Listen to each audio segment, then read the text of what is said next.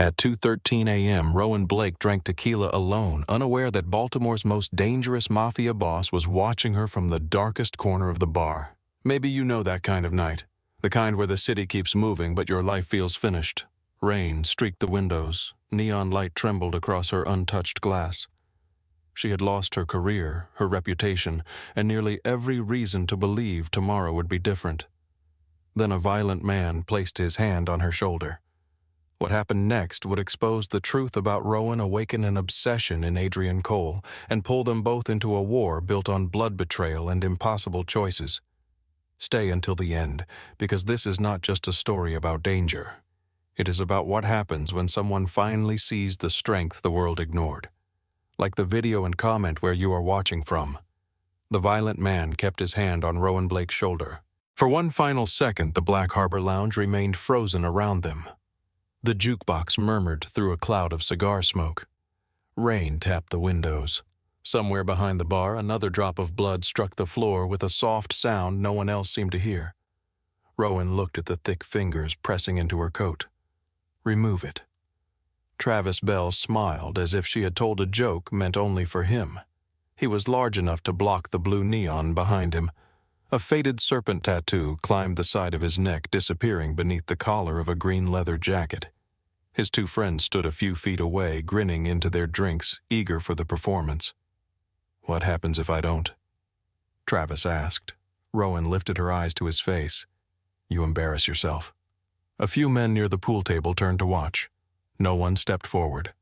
The Black Harbor was neutral territory, but neutrality had never meant kindness. It only meant that every predator in the room preferred to see who drew blood first. Travis tightened his grip. Across the lounge, Luke Mercer slid one hand beneath his jacket. Adrian Cole stopped him with a glance. Luke leaned closer. He is Graves' crew. I know. You want him breathing when this is over? Adrian watched Rowan's reflection in the tarnished mirror behind the bar. Her face showed no fear. Her breathing had not changed.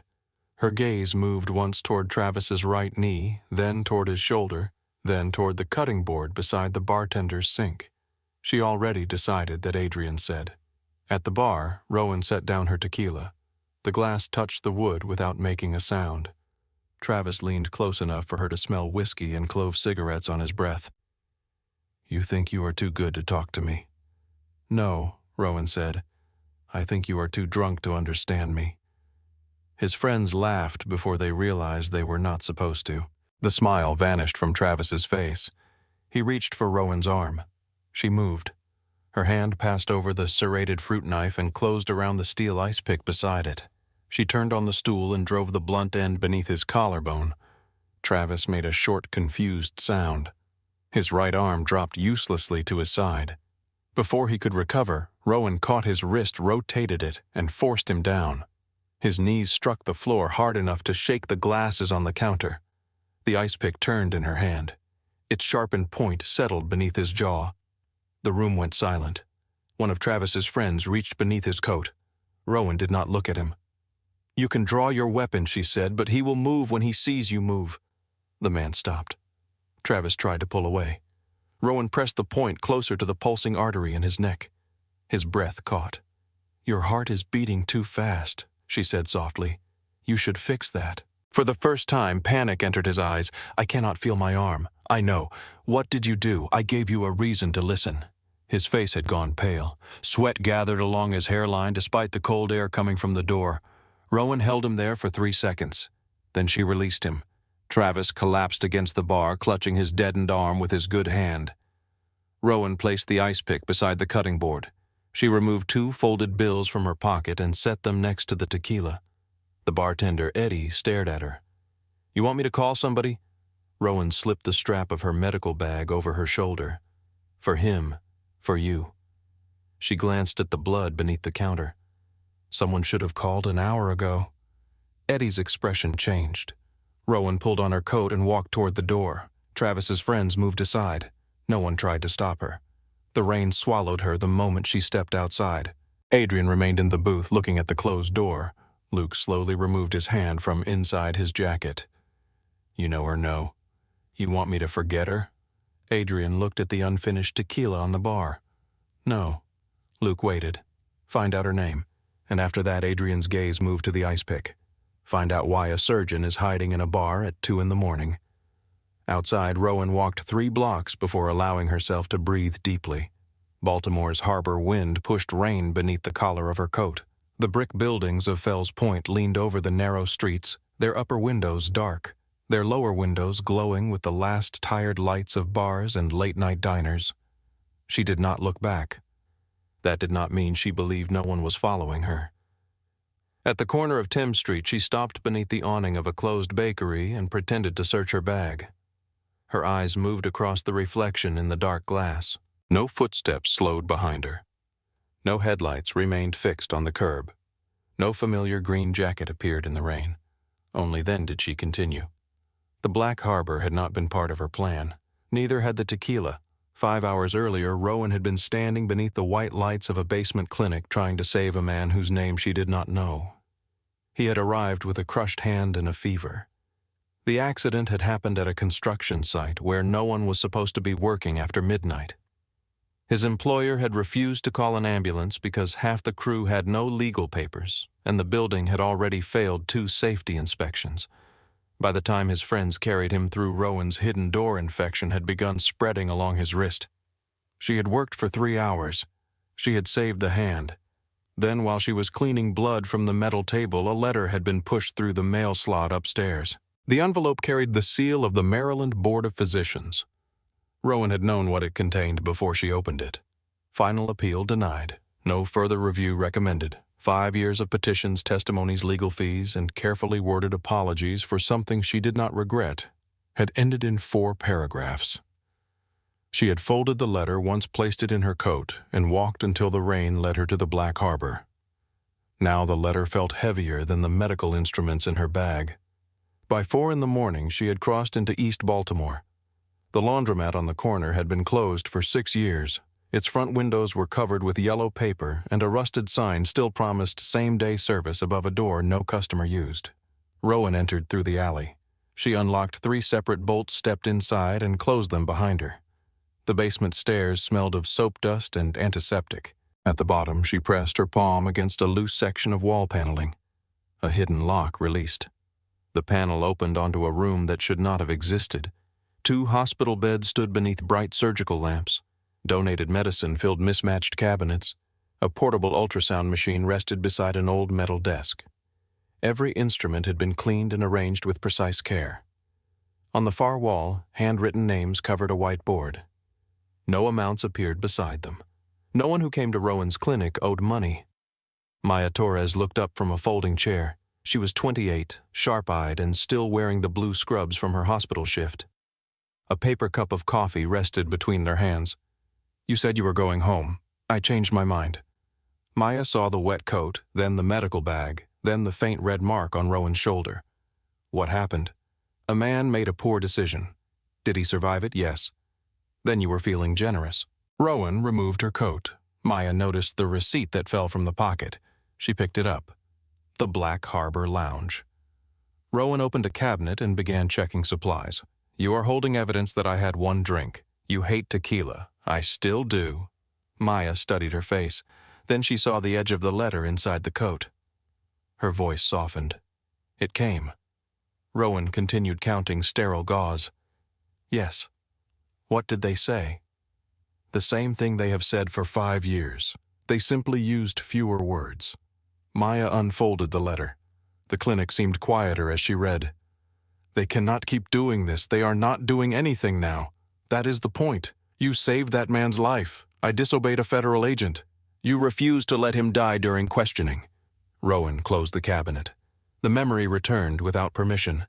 A trauma room filled with shouting. A wounded man strapped to a gurney, blood spreading beneath his ribs. A federal agent standing between Rowan and the operating room doors. "He knows where the weapons are," the agent had said. "He will be dead in 10 minutes. Then make him talk in 9. Rowan had pushed past him. She had operated. The patient survived. The agent later claimed she had destroyed evidence and mishandled controlled medication. The hospital board chose its federal contracts over 1 surgeon. Records disappeared. Testimony changed. Her license was suspended, then revoked. The patient vanished into protective custody. No one came back for Rowan. Maya folded the letter carefully. You could take this public. With what evidence? With the truth. Rowan looked at her. The truth is not evidence, Maya. A faint knock sounded behind the outer wall. 3 knocks, a pause, then 2. Maya moved toward the hidden door. You should go home. So should you. I have been told I make poor decisions. That is why we work well together. Maya opened the panel. 2 men carried an injured dock worker into the clinic. His left hand was wrapped in a towel already dark with blood. A woman followed them, whispering prayers in Spanish. Rowan's disappointment disappeared beneath professional calm. Put him on the table. The men obeyed. The injured worker stared at the lights overhead. No hospital, he said. Please. No hospital, Rowan answered. But you are going to tell me exactly what happened. A cable snapped. When he looked away, Rowan removed the towel. The hand was crushed across the palm. 2 fingers were badly displaced. 3 hours ago, the man admitted. His wife began translating quickly, explaining that his employer had threatened to report the entire crew if anyone called for help. Rowan examined the circulation in each finger. The room narrowed around her. Can you move this one? The man tried. Pain crossed his face. Good, Rowan said. He looked at her as if she were cruel. She met his eyes. Pain means the nerve is still speaking. That is good. Maya prepared medication while Rowan cleaned the wound. The man's wife gripped the edge of the table. Will he lose his hand? Rowan studied the damage. No. The woman covered her mouth. Rowan turned toward her instruments before the gratitude could become too visible. She worked until the first pale light of morning appeared through the narrow basement window. Across the city, Adrian Cole stood in an office above Baltimore Harbor and listened to 5 men explain how a stolen shipment had disappeared. None of them raised their voices. Neither did he. That was what made the room dangerous. The office occupied the top floor of a renovated shipping building near Pier 9. There were no paintings, no liquor cabinet, and no photographs on the walls. Only a long table, a harbor map, and windows overlooking rows of containers stacked beneath the gray morning sky. Luke stood at Adrian's right. Caleb Ross stood farther down the table with the other logistics officers. The missing shipment contained encrypted military communications equipment. With it, a criminal crew could intercept police channels, block private frequencies, and redirect emergency signals across several miles. Adrian rested both hands on the table. Who knew the route Caleb cleared his throat? 5 people. Adrian looked at him. Names. Caleb listed them. Luke Mercer, Caleb Ross. 2 harbor captains. Adrian himself. The silence after the final name lasted several seconds. Luke looked toward the windows. Then 4 people in this room are innocent. Caleb shifted his weight. Adrian noticed. Or 1 person believes I am too distracted to see him. No one answered. A ship horn sounded beyond the glass. Adrian turned toward the harbor. The shipment had not been valuable only because of the equipment. Its route had been changed 3 hours before departure. That meant the leak came from inside his closest circle. Freeze every account connected to Pier 9, Adrian said. No one moves cargo until I say otherwise. One of the captains frowned. That will cost us $500,000 a day. Adrian faced him. Then we will learn how much loyalty costs. The men left without another word. Caleb was the last to reach the door. Adrian called his name. Caleb stopped. You arranged the secondary route? Yes. Who confirmed it, Luke? Luke's expression remained still. Caleb continued. You approved it yourself. Adrian nodded. Then one of us is lying. Caleb forced a thin smile. I suppose so. He left. When the door closed, Luke placed a file on the table. Rowan Blake. Adrian opened it. The first page contained an old hospital photograph. Rowan wore surgical scrubs and a tired smile. Her hair was tied back. A small gold badge identified her as attending trauma surgeon. Adrian stared at the photograph longer than he intended. Luke noticed, but said nothing. She graduated near the top of her class, Luke said. Completed her residency in Baltimore. Became one of the youngest attending surgeons in the trauma department. What happened? 5 years ago, a federal informant came into her emergency room with a gunshot wound. The agent in charge wanted treatment delayed until the man gave up information about an illegal weapons network. Adrian lifted his eyes. She refused. She operated. The informant survived. 2 months later, she was accused of violating hospital protocol and mishandling medication. No criminal conviction, but the board revoked her license. Did she appeal every year? Adrian looked again at the photograph. What does she do now? Luke placed several smaller photographs beside the file. People entering an abandoned laundromat, medical supply boxes unloaded in an alley, Rowan speaking with an elderly woman outside a neighborhood market. She runs an underground clinic in East Baltimore, for criminals, for anyone who cannot safely enter a hospital, undocumented workers, women hiding from violent partners, addicts, street crews, occasionally police officers who do not want questions. She takes payment when people have money. And when they do not, Luke shook his head. Adrian closed the file. She does not ask who they are. She asks where they are bleeding. A quiet understanding passed across Adrian's face. Luke leaned against the table. You still interested? Adrian looked through the windows toward the harbor. The city below seemed divided into clean lines of water, steel, and brick. From a distance, everything appeared orderly. It never was. She saw the blood under the bar, Adrian said. Luke frowned. What blood? The bartender was hiding someone behind the counter. Probably Graves' crew. She noticed before any of us. You think she knew who he was? No. Then why does it matter? Adrian opened Rowan's file again. Because she knew someone was bleeding and stayed. Across the harbor, Vivian Graves stood barefoot before a wall of windows. Her penthouse overlooked the same water as Adrian's office, but nothing else about the rooms resembled one another. White marble covered the floor. Original paintings hung beneath soft gallery lights. A silver breakfast tray waited untouched beside a black leather sofa. On the dining table lay a map of Baltimore's shipping routes. Several sections had been marked in red. Vivian held a secure phone to her ear. Caleb's voice came through quietly. He froze the pier accounts. Of course he did. He knows there is a leak. He has always known betrayal exists. Knowing where to look is different. Vivian moved one red marker across the map and placed it on Adrian's rail route. The equipment secured. And the convoy scheduled for tonight. Vivian smiled. She had spent 20 years listening to men explain why power belonged naturally in their hands. Her father had built the Graves Syndicate from union bribes, stolen cargo, and political favors.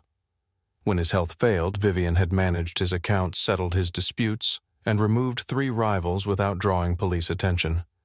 Still, the alliance controlling Baltimore Harbor had chosen Adrian's father. A woman, they said, could manage details. A woman could not hold a city together. Vivian had remembered every face at that table. Most of them were dead now. Adrian remained.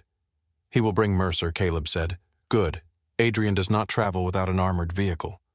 We have the equipment he was supposed to receive. His radios will hear whatever we want them to hear. Caleb was silent. Vivian turned from the windows. You sound nervous. If he survives, he will find me. If he survives, I will kill you before he can. Caleb swallowed audibly. Vivian ended the call. A woman seated near the dining table watched her. She was young, elegant, and careful not to show fear. Is Adrian Cole truly worth a war? She asked. Vivian picked up a glass of water. This is not a war. What is it? A correction. Back in Adrian's office, Luke watched the light change across the harbor. You should cancel the rail meeting, he said. Adrian buttoned his suit jacket. The captain requested it. The captain may already be dead. Then someone wants me to discover the body or become one. Adrian walked toward the door. Luke followed. On the desk behind them, Rowan's file remained open. Her address was printed beneath the hospital photograph. Adrian stopped, returned to the desk, and removed the page. Luke watched him fold it once. You planning to visit the doctor number? Adrian held the paper over a metal tray and touched a lighter to the corner. The flame moved slowly through Rowan's name, then across the address. But I remember where she lives. The page curled into ash. At the basement clinic, Rowan finished setting the dock worker's fingers and wrapped his hand in clean bandages. His wife stood beside him, crying quietly. Keep the dressing dry, Rowan said. Come back tomorrow night, not the hospital. Here. The man looked down at his hand. I can work, no. My family needs money. Your family needs you to keep your hand. He looked at her. For a moment, pride and fear fought across his face. Then he nodded. After they left, Maya began cleaning the table. Rowan stood before the whiteboard of names. Her own name was not written there. Sometimes she wondered whether that was because she owed nothing or because she believed there was no one left to pay. Maya placed the denial letter beside her. "What are you going to do with it?" Rowan folded it and slipped it into a drawer. "The same thing I did with the others." Pretend it does not hurt. Rowan turned off one surgical lamp. Work until it hurts less. Far across the city, engines started beneath Adrian's office. 3 black vehicles rolled toward the harbor exit. Adrian sat in the center vehicle with Luke beside him. Rain began striking the armored windows. Luke checked his weapon. The meeting point changed. When 4 minutes ago, Adrian looked at the route displayed on the dashboard. The new location was an abandoned rail yard beyond the industrial district. No nearby businesses, no traffic cameras, 2 narrow exits. Luke met his eyes. "This is a trap." Adrian watched the road disappear beneath the rain. "Yes." The convoy turned away from the harbor and entered the sleeping city. The convoy entered the sleeping city beneath a curtain of rain. Baltimore passed beyond the armored windows in fragments of wet brick, empty intersections, and streetlights blurred into pale gold streaks. Adrian Cole sat in silence while the route on the dashboard drew them farther from the harbor and deeper into the abandoned industrial district. Luke Mercer watched the mirrors. "The eastern exit is too narrow for 3 vehicles." Adrian looked at the map. "That is why they chose it." Luke picked up the radio. "Car 1 maintained distance. Car 3 watched the rear." Static answered him. Then a voice came through. "Clear behind us." Luke's eyes narrowed. That was not Harris. Adrian heard it too. The words were correct, but the rhythm was wrong. Harris spoke quickly when he was tense. This voice had measured every syllable. Luke changed frequencies. Static filled the vehicle. The stolen communications equipment was already in use. Adrian reached inside his coat. "Tell the driver to turn around." The first explosion lifted the rear vehicle off the pavement. A white flash filled the back window. Metal twisted through the air. The blast struck Adrian's vehicle hard enough to throw Luke against the door. The driver fought the wheel. Gunfire opened from the rooftops. Heavy rounds struck the armored glass in tight, deliberate bursts.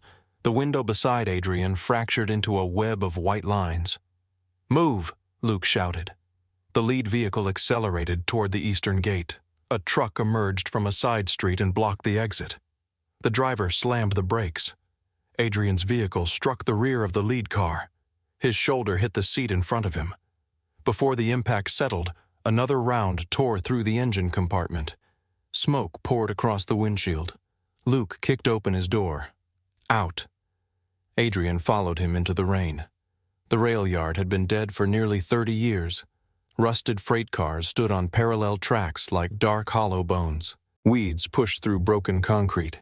Elevated maintenance platforms crossed above the yard, giving the shooters a clear view of every route below. Muzzle flashes appeared along the western roof. Adrian fired twice. One flash vanished. Luke dragged the injured driver behind the engine block. 2 shooters above the loading shed, he said. More near the north fence. Adrian studied the ground. The attackers had left one route open between 2 freight cars. "They want us moving north." Luke glanced toward the passage. "So we go south." A round struck the concrete beside Adrian's foot. They moved through the smoke. 2 of Adrian's guards reached them from the lead vehicle. One had blood running from his forehead. The other carried a compact rifle and fired toward the rooftops while Luke pulled the driver behind a stack of rotting railroad ties. Adrian's radio came alive. "Western route clear." Luke looked at him. The western route was where most of the gunfire was coming from. The false instructions were not meant to confuse them anymore. They were meant to mock them. Adrian pressed the transmit button. "Vivian," a woman's voice answered through the static. "Good evening, Adrian." Gunfire continued around them, but her voice remained calm. "You went through considerable trouble," he said. "You stole something that belonged to my family. Your father lost it. My father was denied it. He was denied nothing. He failed." A pause followed. Adrian could almost see Vivian Graves standing somewhere warm and dry, holding the radio in one hand while men killed each other at her command. "You sound like your father," she said. "So do you." The connection ended. Luke pointed toward an opening beneath the maintenance platform. There. They ran. A shooter appeared between 2 freight cars. Adrian fired first. The man fell backward. but a second figure stepped from the shadows and released a burst from an automatic rifle. One of Adrian's guards went down. The other pushed Adrian aside and returned fire. A round struck the guard in the throat. He collapsed without a sound. Adrian caught him before his head hit the tracks. The man's eyes found Adrian's face. "Go," he tried to say. Blood filled his mouth. Adrian lowered him gently. Luke grabbed Adrian's arm. "We cannot hold this position." Adrian rose. They crossed beneath the platform while bullets struck the metal stairs above them. The wounded driver followed as far as he could before falling to one knee. Luke moved back for him. Adrian saw movement on the roof. "Luke." The warning came too late. A shot struck the driver in the chest. Luke fired upward, emptying half his magazine. Adrian pulled him behind a concrete pillar. "He is gone." Luke's breathing came hard. "I know." Another vehicle entered through the northern gate. Green lights glowed beneath its grille, the grave's colors displayed openly now that secrecy no longer mattered. Adrian counted the figures moving behind it. Too many. He checked the narrow passage between the maintenance building and the perimeter fence. It led toward a row of service alleys beyond the rail yard. Luke followed his gaze. "We move together." "No, do not start. They want me. They want both of us dead." Adrian took Luke's spare magazine and pressed it into his hand. "You still have men at the harbor, so do you. I have a bulletproof reputation and a leaking organization." Rain ran down Adrian's face. "You have work to do." Luke shook his head. "I am not leaving you." A round struck the pillar. Adrian leaned close enough that Luke could hear him over the gunfire. "Find the traitor." Then Adrian stepped out from cover and fired at the Graves vehicle. The return fire shifted toward him. Luke swore, but the choice had already been made. Adrian ran north between the freight cars, drawing the attackers away from the service alley. Luke moved in the opposite direction and disappeared through the smoke. Adrian reached the final track before the bullet struck him. The impact felt like a hammer driven into his lower right side. For one strange second there was no pain, only force. Then heat spread beneath his shirt. His leg nearly folded. He caught the edge of a freight car and kept moving. The round had passed through him. He could feel blood running beneath his belt, warm despite the cold rain. Behind him, men shouted. Adrian fired toward the voices, then climbed through a gap in the fence. The service alley beyond was filled with broken glass and abandoned machinery. He moved quickly at first, then slower as the pain began to sharpen. His breathing turned shallow. Every step pulled at the wound. He pressed one hand against his side and looked at the blood on his palm. Too much. He could not go to the harbor. He could not call one of his doctors. If Caleb or another member of the organization had provided the convoy route, every safe house and private clinic might already be compromised. Adrian passed beneath a dead streetlight. He thought of the file on his desk. Rowan Blake, East Baltimore. 3 locks on the alley door. A hidden clinic beneath an abandoned laundromat. He remembered her address exactly. A man could forget a face. He could forget a voice. Adrian had built his life by never forgetting information that might one day keep him alive. He turned east. By the time he reached the residential streets, the city had begun to blur. Brick row houses pressed close together beneath the rain. Porch lights floated in the darkness. Somewhere a dog barked behind a wooden fence. Adrian leaned against a wall and tried to focus on the house numbers. His blood left dark marks across the brick. He found Rowan's block just before his vision narrowed. Her front entrance faced the street. Too exposed. He moved through the alley and found the rear fire escape. The metal stairs shook beneath his weight. He climbed one level, stopped, and forced himself higher.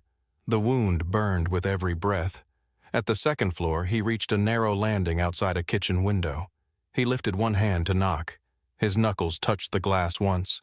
Then his legs gave way. Inside the row house, Rowan woke to the sound of metal scraping against brick. She opened her eyes and listened. The bedroom was dark. The sound came again. A slow drag across the fire escape.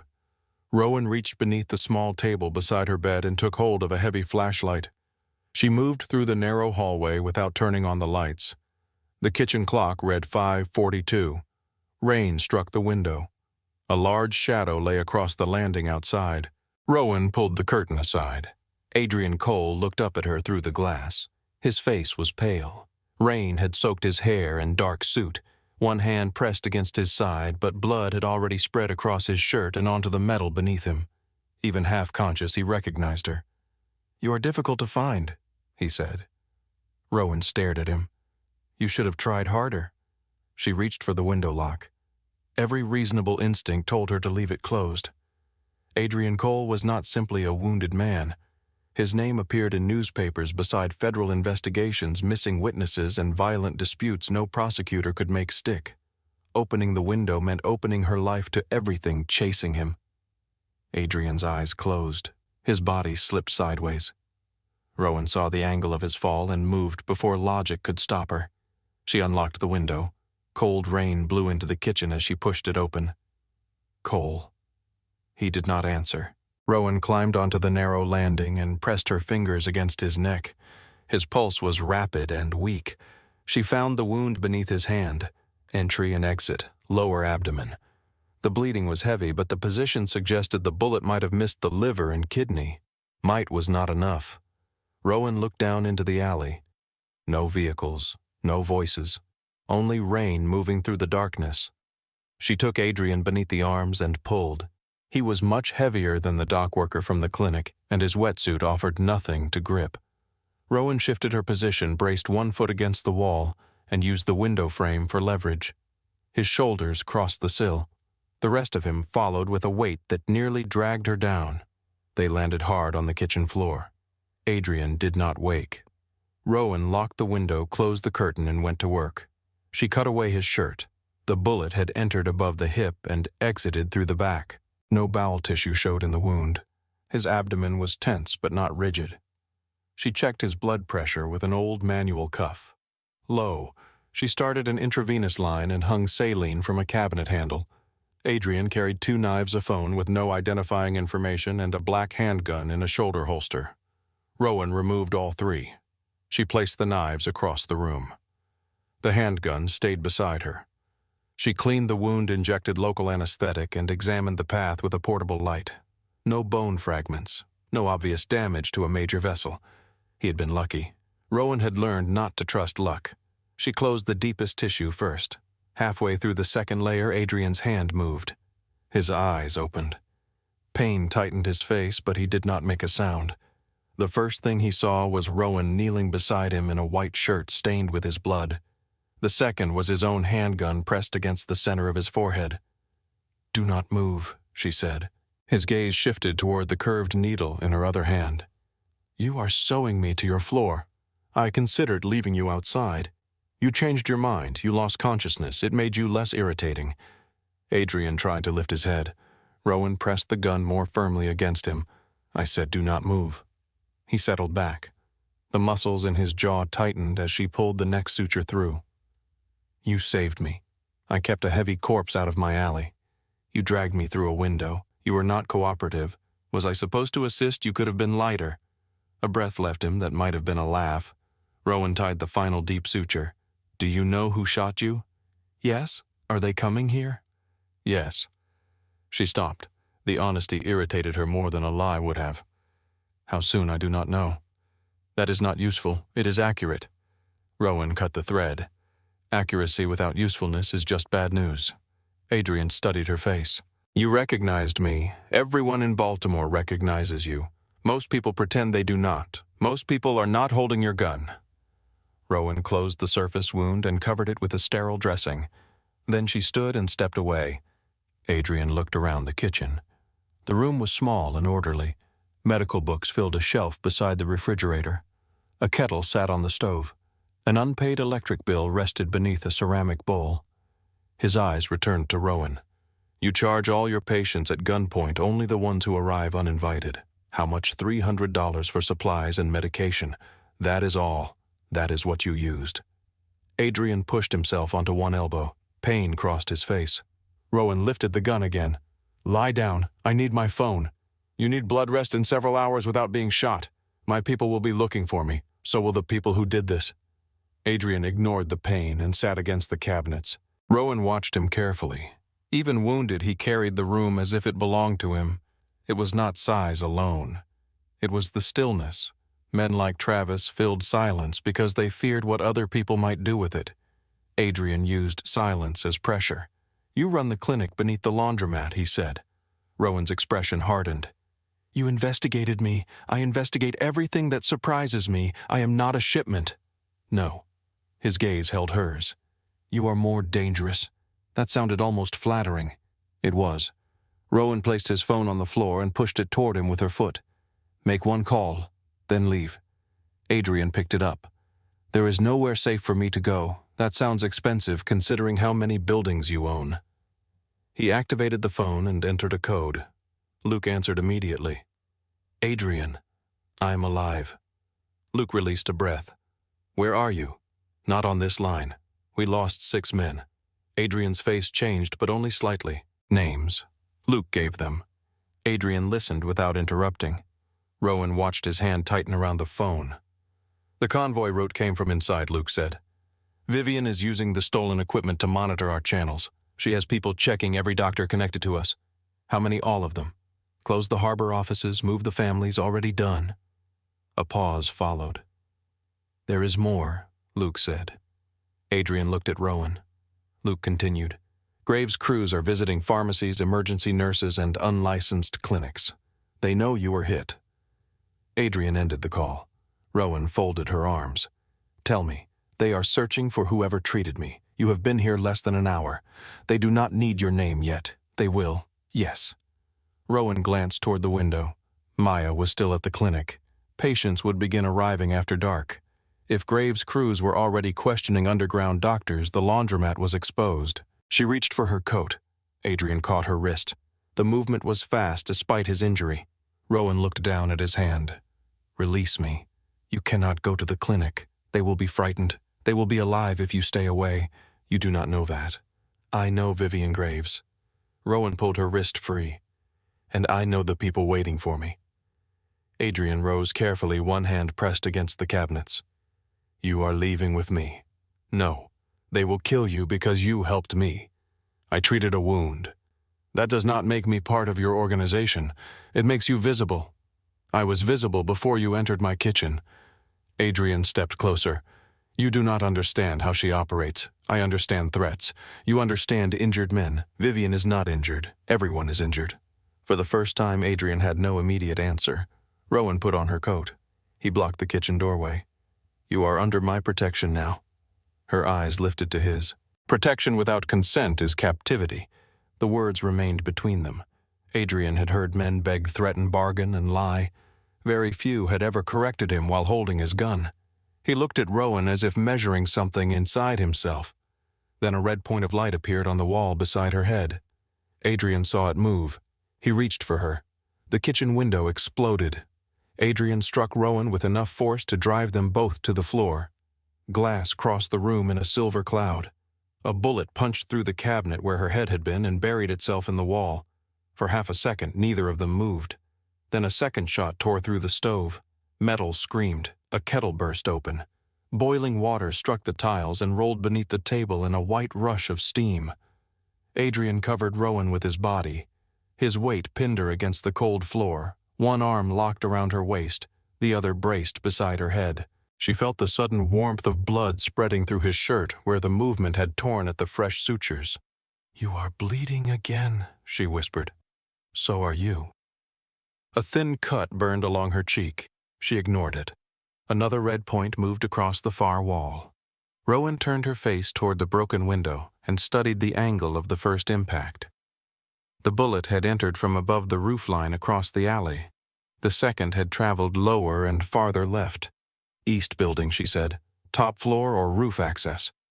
Adrian reached for the gun she still held. Rowan gave it to him. He checked the chamber. How many shooters? At least one. At least the second shot came from a different height. Adrian looked down at her. 2, possibly 3. A third bullet struck the refrigerator. The old machine groaned as if wounded. Adrian pulled Rowan behind the kitchen island. Every movement tightened his face, though he made no sound. "Stay down. I know what bullets do. You also opened a window for me. That was before people began destroying my appliances." He pressed a hand against his side. Blood darkened his fingers. Outside engines growled in the alley. Adrian reached for his phone, but Rowan caught his wrist. If your people are compromised, every call tells the shooter where you are. They already know. They know this room. They do not know how we leave it. Adrian looked toward the hallway. My men will control the front street. Then whoever betrayed you knows which street they will control. His eyes sharpened. The sound of boots entered the building below. Not hurried, measured. The men downstairs believed the exits were covered. Rowan crawled toward the pantry beside the stove. Adrian watched her open the narrow door and move boxes from the floor. What are you doing? Saving what remains of my kitchen. Beneath the boxes was a square metal panel. She lifted it by a recessed handle. A steep stairway descended into darkness. Adrian stared at the opening. You have a tunnel under your house. I have a basement, with an armored hatch. I live in Baltimore. The boots reached the first floor. A heavy impact struck the front door. Rowan pulled a small flashlight from a hook inside the pantry. The basement connects to an old city heating corridor. It runs beneath this block and reaches the laundromat. The clinic. Yes, that is the first place they will search. They will search the rooms. They will not find the maintenance passage unless someone tells them where it is. Another blow shook the house. Wood cracked downstairs. Adrian moved toward the opening. Rowan stopped him. I go first. No. You know guns. I know this building. His jaw tightened. For a moment she expected him to argue until the men below reached them. Instead, he stepped aside. Lead. Rowan descended. The stairs were narrow and damp.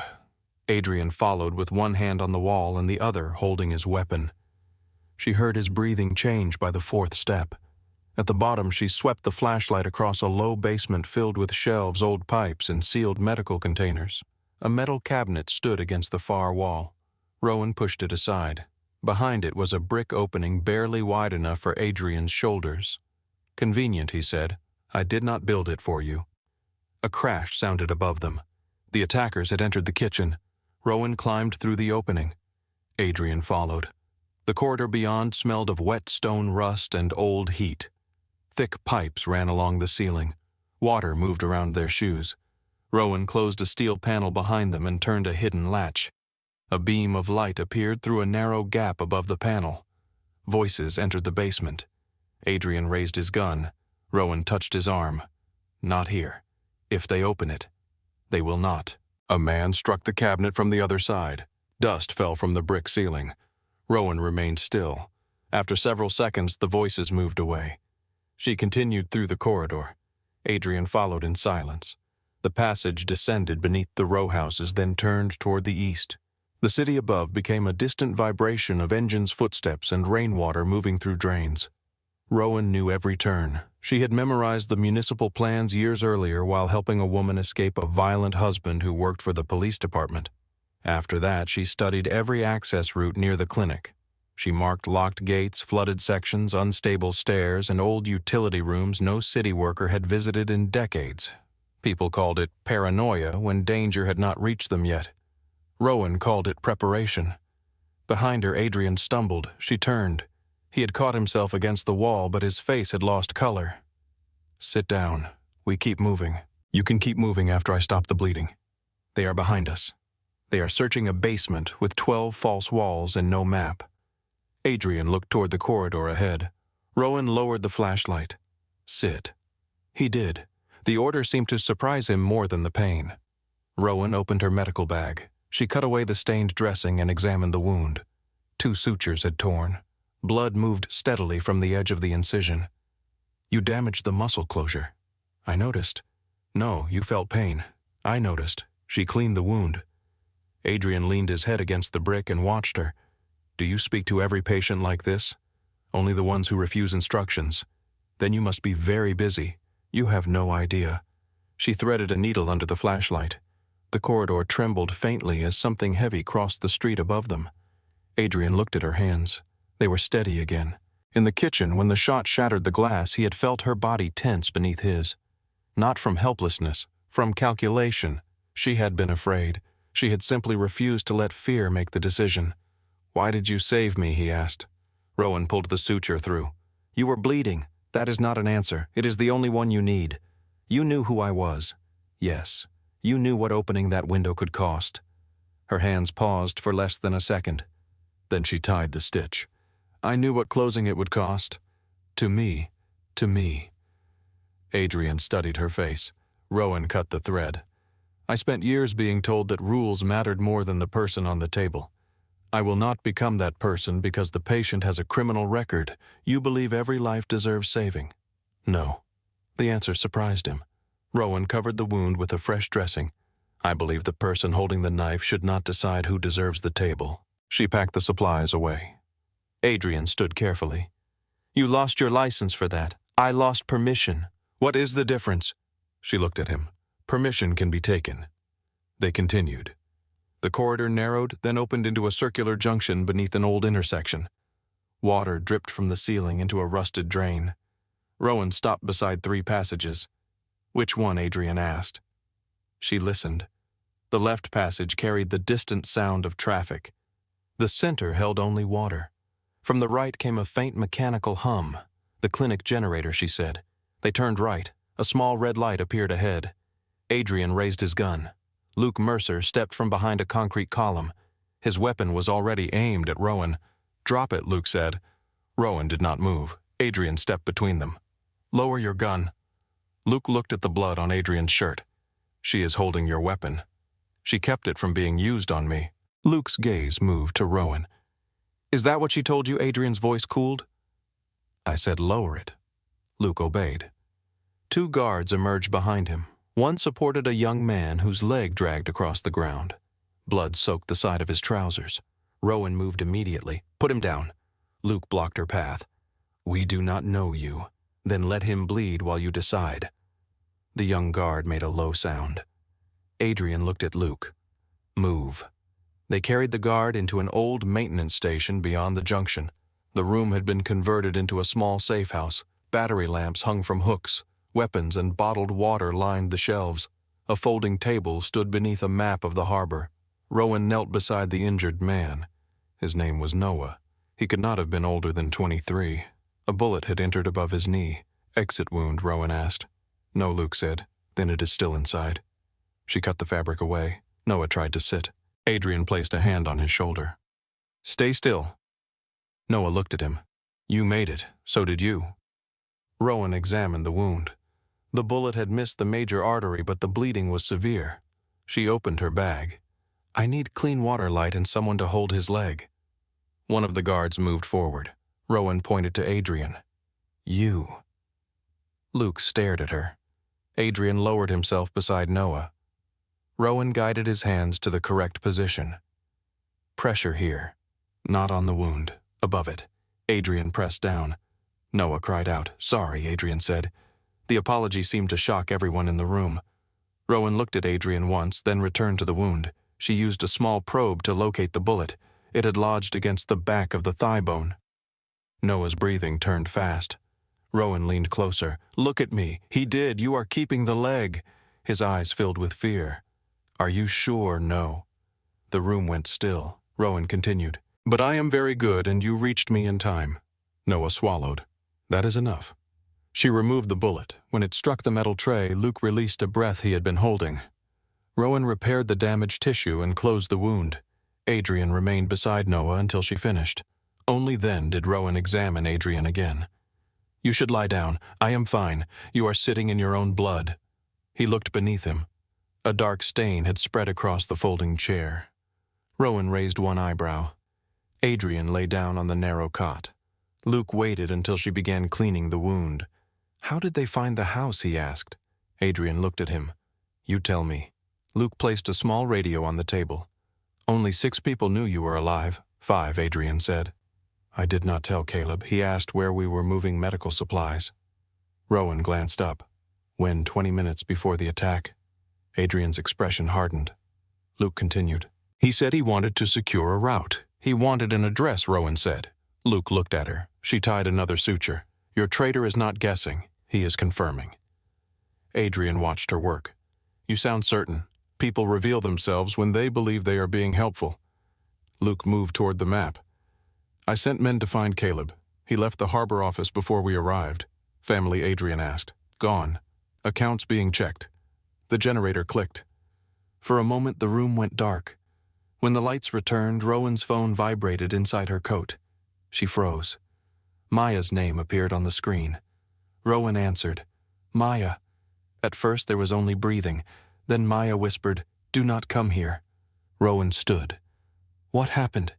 They found the clinic. The room around Rowan seemed to contract. Who men in green jackets? They broke the cabinets, took the medicine, asked where you were. Are you hurt? No. The patients most got out through the back room. Most Maya began crying. Lena was waiting upstairs. I told her to run, but one of them saw her. Rowan gripped the phone. Lena Ortiz was 17. She had come to the clinic 6 months earlier with a broken rib and bruises from a foster home she refused to return to. Rowan had found her a room with a family near the harbor and helped her apply for nursing school. Did they take her? I do not know. I heard her scream. Then the line went dead upstairs. Rowan closed her eyes. Where are you now with Mrs. Alvarez? Stay there. Lock the doors. Do not call anyone connected to the clinic. Rowan, I am sorry. This is not your fault. The words came automatically. Rowan ended the call. Her hand remained around the phone. Adrian sat up. What happened? She did not answer. Rowan, they destroyed the clinic. Luke swore under his breath. One of my patients is missing. How old? 17. Adrian stood. We will find her. Rowan looked at him. You do not know her. You do. Something in her face shifted. It was small, almost invisible, but Adrian saw it. For the first time since he met her, Rowan looked uncertain, not weak, wounded. She turned away and placed both hands on the table. The whiteboard of names, the donated medicine, the repaired machines, the narrow beds. Years of work had been broken in minutes because she had opened a window. Adrian came to stand beside her. This is not on you. They came because of you. Yes. He did not soften the answer. They found my home because someone in your organization sold it. Yes, and now a girl is missing. Yes. Rowan faced him. His honesty gave her nowhere to place the anger except where it belonged. You brought a war into a room full of sick people.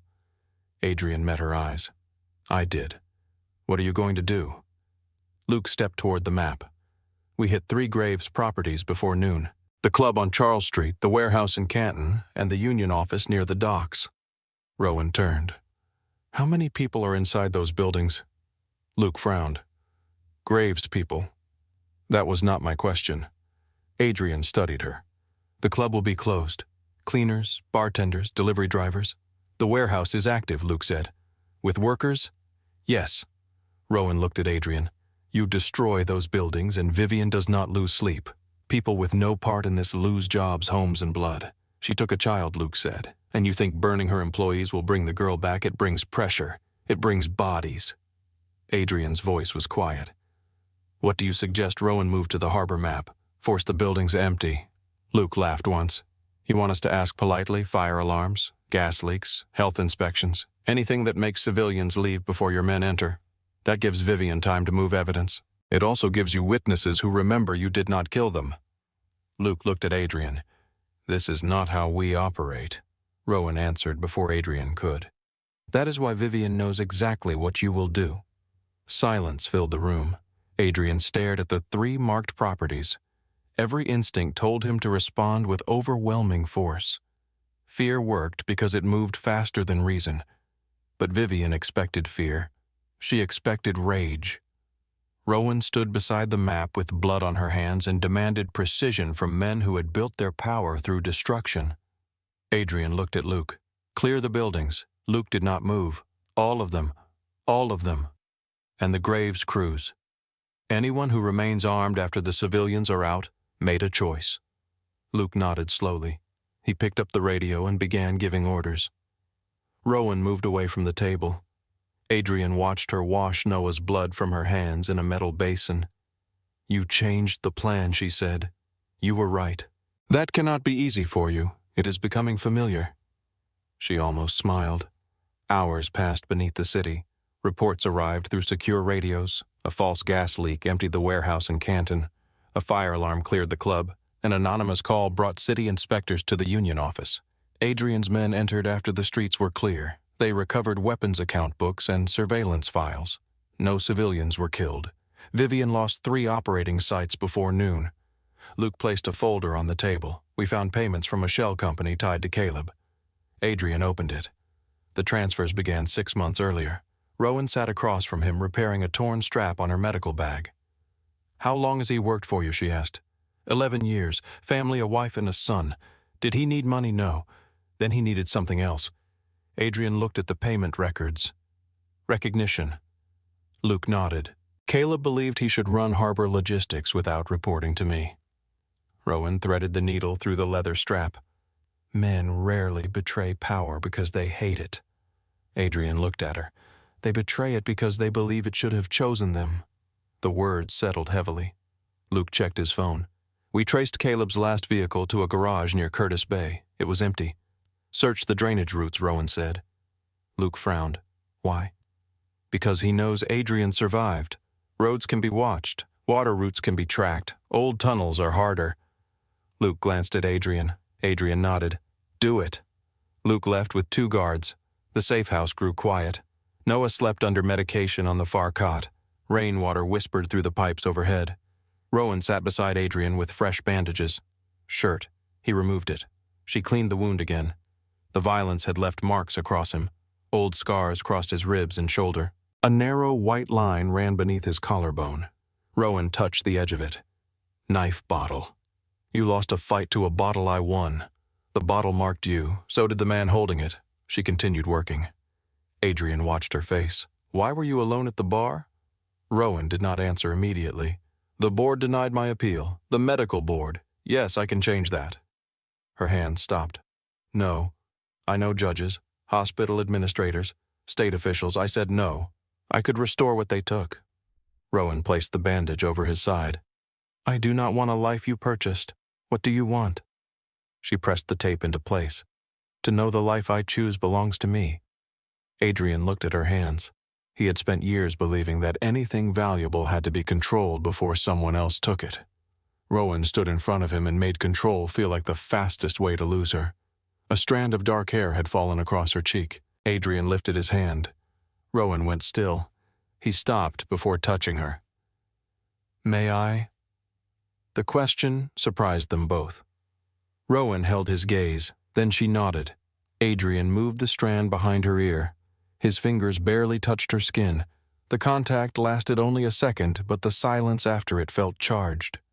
Rowan did not step away. Adrian's hand lowered slowly. Her eyes moved to his mouth. His breath changed. The radio on the table cracked to life.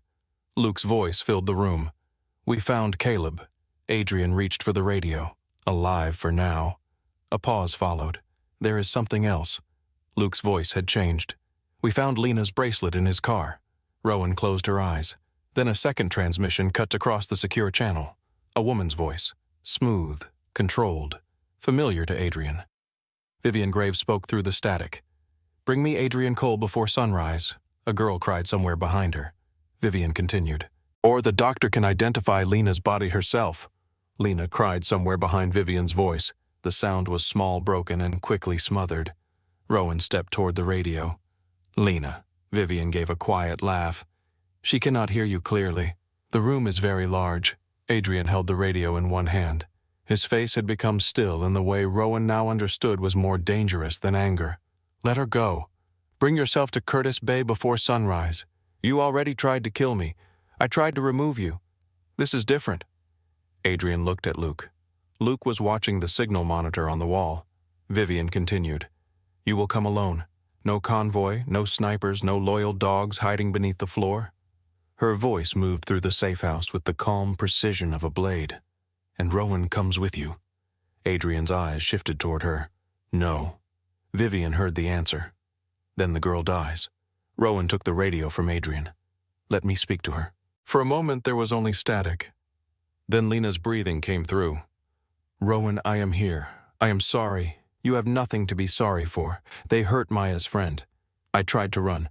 Listen to me. Are you tied to a chair?" Lena hesitated. Vivian's voice entered again. "This is not a consultation." Rowan ignored her.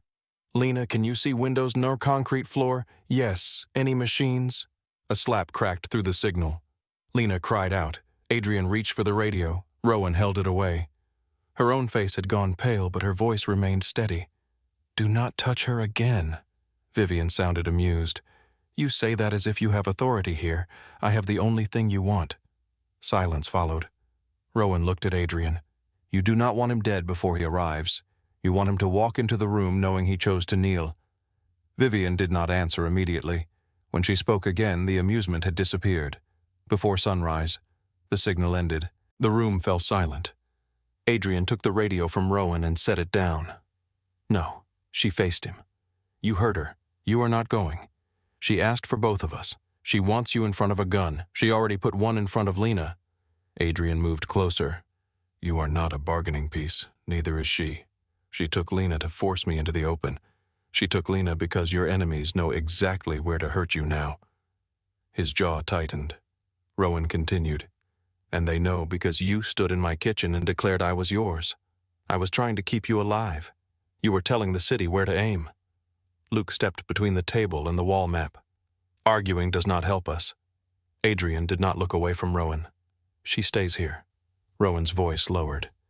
You do not decide that. I decide whether I walk you into a kill room. You decided I was strong enough to survive this world the moment you wanted me in it. Do not decide I am fragile now that my strength is inconvenient. Adrian's expression changed. The words struck deeper than anger. Luke cleared a section of the metal table and spread out photographs of Curtis Bay. We traced the signal to 3 possible locations. One is a fuel storage facility. One is an abandoned shipping office. The third is the old Belmore pharmaceutical warehouse. Rowan looked down at the photographs. The warehouse occupied several city blocks near the water. Its roof had partially collapsed. Steel walkways crossed the interior above rows of empty storage bays. I know this building. Adrian looked at her. How the clinic received expired supplies from a charity that stored them there before the company closed. I collected boxes twice. Luke pointed to the floor plan. Entrances, front loading doors, 2 service doors on the south wall, a drainage corridor under the western foundation. Usable. It was flooded when I saw it. That was 4 years ago, Luke said. Rowan studied the plans. The interior has separate power zones. The warehouse floor offices, refrigeration rooms, and emergency system do not share one breaker. Adrian watched her. You are already planning. Yes, I said no. Rowan placed both hands on the table. Vivian expects you to respond with force. She expects you to arrive angry, armed, and surrounded by men. That is because I will. No. That is because she understands you. Luke glanced between them. Rowan moved one photograph beside another. She wants control of the meeting. She chose a large room because she wants distance. She will place Lena somewhere visible but difficult to reach. She will keep you on the ground where every weapon can cover you. Adrian looked at the plans. You think she will be there? She has to be. She could send someone else. Not for this. Rowan touched the photograph of the warehouse floor. Vivian does not want your death reported to her. She wants to watch you lose. Luke leaned over the table. What do you suggest? Rowan pointed to the eastern loading bay. We leak information that Adrian is getting weaker. We make her believe the wound is infected and he is willing to trade control of Pier 9 for Lena. Adrian's eyes narrowed. She will know I would never give her the harbor. She believes your judgment changed because of me. It did. The answer came without hesitation. Rowan looked up. Adrian held her gaze. Luke shifted his attention back to the map. We can use that. Rowan nodded slowly. She already thinks I am your weakness. Let her believe I convinced you to surrender. Adrian stepped away from the table. You are not standing in front of Vivian while she proves a theory. She will search me. Yes. She will expect a weapon. Yes. So I will not carry one. Adrian turned toward her. That is not making this better. She will relax if she believes I am unarmed. She will kill you if she believes you are useless. She does not believe that. Rowan tapped the map. She wants to humiliate me. That keeps me alive longer. Adrian's face hardened. You are discussing your survival as if it is a calculation. It is. You are not a number on a page. No. I am the person in this room who understands what Vivian wants. Luke watched Adrian carefully. We need a plan before sunrise. Adrian looked at the clock. They had less than 5 hours. Rowan traced the warehouse corridors with one finger. We confirm Lena's exact location before anyone fires. That is the first condition. Luke nodded. Second, no attack until Lena is out of the room. Vivian may keep her close. Then we separate them. How Rowan looked at Adrian. She will make him kneel. Adrian's expression remained unreadable. Rowan continued. When everyone is watching him, I move. No, Adrian said. You will be the distraction. I will be the target. You are always the target. He stepped close enough that the edge of the table pressed against Rowan's back. You are asking me to watch you walk toward a woman who kidnapped a child to reach us. I am asking you to trust me. I trust you. You trust my hands when you are bleeding. You trust my judgment when it protects your men. You do not trust me when the risk belongs to me. Adrian said nothing. Rowan's voice softened. That is not trust. It is permission. The safe house seemed to shrink around them. Luke turned toward the radio station, giving them the privacy of distance. Adrian looked at Rowan for a long time. When I was 14, my father sent me into a warehouse to meet a man who had stolen from him. Rowan waited. The man had a son my age. My father told me only one of us would leave. Her breath slowed. What happened, I left. Adrian's voice carried no pride, only memory. I learned that rooms like this are built so someone else can decide who walks out. I will not put you inside one. Rowan studied him. You are not your father. I know exactly how much of him remains. Then make a different decision. His gaze moved across her face. What if the different decision gets you killed? What if controlling every door makes me stop choosing to enter? The question held him still. Rowan touched his wrist. I am going because Lena is there. I am asking you to stand beside me while I do it. Adrian lowered his eyes to her hand. Then he covered it with his own. Beside you. The agreement did not make him calm. It only gave his fear a direction. Luke returned to the table. We still need someone inside the grave system to receive the leak. Adrian released Rowan's hand. Caleb. Luke frowned. He betrayed us. That is why Vivian will believe him. Luke looked toward the storage room where 2 guards had placed Caleb after capturing him. He will warn her. He will tell her exactly what we want him to tell her. Rowan looked at Adrian. And if he refuses, Adrian opened the storage room door. Caleb sat in a metal chair beneath a hanging lamp. His hands were bound behind him. Blood marked one corner of his mouth, but Luke's men had left the rest of him untouched. Caleb looked at Adrian. Adrian, you should be dead. Adrian entered. That seems to disappoint a great many people. Rowan remained near the doorway. Caleb saw her and smiled without warmth. The doctor. Rowan studied him. His suit was expensive. His shoes were wet. A thin gold ring remained on his left hand. You gave them my address, she said. Caleb leaned back. I gave them a district. Lena's bracelet was in your car. His smile faded. I did not take the girl. You helped the people who did. That was not part of the arrangement. Adrian stepped closer. What was? Caleb looked at him. Vivian promised me the harbor. You believed her. I believed she understood who kept your organization running. Luke entered behind them. You moved containers, I built the routes, I paid the unions, I cleaned up every mistake while Adrian sat in that office pretending silence was leadership. Adrian did not react. Caleb continued. I gave 11 years to you. You sold 6 men for a title. I sold a decaying organization before you dragged it into the ground. Rowan watched him. He spoke with anger, but beneath it was something more fragile. Humiliation. You did not want the harbor, she said. Caleb looked at her. You wanted Adrian to admit he needed you. His face tightened. Rowan stepped inside. Vivian saw that. You know nothing about me. She promised to give you what you wanted because she understood you would destroy yourself trying to prove you deserved it. Caleb pulled against the restraints. I ran everything, and still waited for someone else to name you important. Adrian looked at Rowan. Caleb looked away first. Luke placed a phone on the table. You are going to call Vivian. Caleb laughed. No. Adrian picked up the phone. You will tell her I am feverish weak and willing to exchange Pier 9. She will hear the lie. Rowan moved beside Adrian. Not if you hate him while you say it. Caleb's eyes returned to her. You think she trusts me? No, Rowan said. She trusts your resentment. Adrian set the phone in front of him. Caleb stared at it.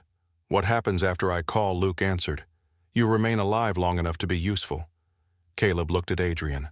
And after that, Adrian's face revealed nothing. That depends on whether Lena walks out. Caleb said nothing.